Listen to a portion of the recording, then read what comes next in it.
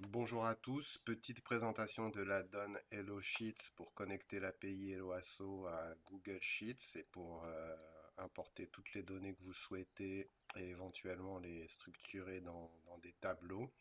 Donc c'est juste une présentation rapide, je ferai d'autres vidéos plus détaillées pour chacune des étapes. Après c'est plutôt simple à comprendre, vous allez dans ce menu et vous avez des dialogues qui vous donnent toutes les informations. Donc là on est sur un résultat final, ça c'est le récap total donc de tous les totaux de notre campagne d'adhésion. Ça c'est les cours à l'année.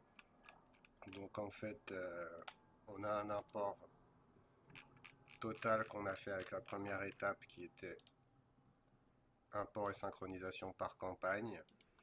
Suite à quoi on peut aussi après coup synchroniser les données pour que ce soit toujours à jour avec Helloasso. Et ensuite j'ai structuré les données par tableau et donc ça me donne en fait, j'ai pu y répartir. Là ici vous avez une feuille qui vous permet de vous dire dans quelle feuille vous voulez mettre, combien de place il y a de disponible, si vous voulez ajouter des lignes dans votre bloc, s'il y a des inscrits en trop ou pour faire 2-3 bidouilles. Et ça permet de regrouper et de colorer les blocs pour pouvoir les regrouper aussi après dans vos récaps tuto. Il y aura des explications plus détaillées sur d'autres vidéos. Donc là il y a les dons, liste d'attente, donc ça c'est chacun des cours, donc vous avez un total, tous les totaux possibles. Alors il y a une saisie libre possible, là vous voyez qu'en fait j'ai trois échéances Helloasso, donc elles se mettent à jour au fil du cash out. Ça veut dire qu'en fait tant que l'argent n'est pas sur votre compte, il ne va pas apparaître là.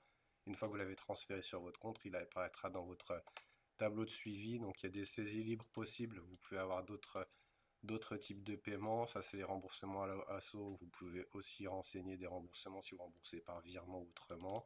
Une saisie libre observation, tout ça vous verrez sur d'autres vidéos. C'est vous qui choisissez en fait comment vous voulez construire votre tableau. Donc ça c'est pour une campagne.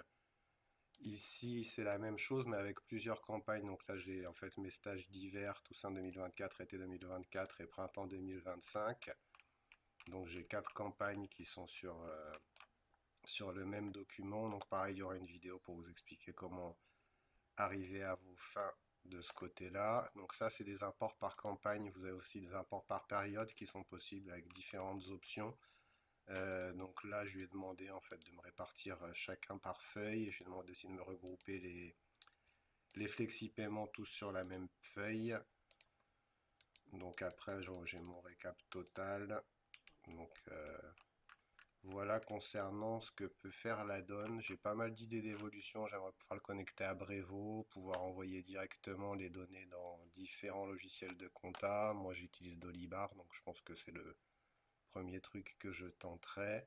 Et pour une synthèse rapide, je pense qu'on a fait le tour et je vais faire d'autres vidéos bien plus détaillées sur chacune des étapes. Ah non, oui, peut-être je peux vous montrer effectivement. Quand on fait un import, on peut renommer les champs. Là, vous voyez ici, j'ai une feuille champ.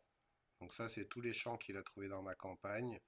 Et je peux, là, vous voyez, justement, j'avais un problème de formatage, en colonne B, lui dire de quelle manière je veux que ça s'affiche dans mon dialogue ici, mais surtout de quelle manière ça va s'insérer dans le tableau.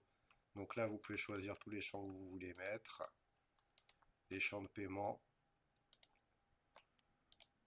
Ensuite, ça c'est pour la ventilation des données. Quand vous dites que vous voulez un tableau structuré, en fait là, si je clique ça, ça veut dire que je vais dire que toutes les colonnes que j'ai pas sélectionnées, il me les mettra toutes à la fin de mon tableau. Et puis alors là, ici, en fait, je peux choisir avant mon bloc de suivi de paiement, où j'ai mes saisies libres et mes paiements LOASO. Moi, je mets prénom inscrit, non inscrit. Après le bloc de paiement, je mets tout ça et après derrière, tout le reste, je le laisse dans cet ordre-là.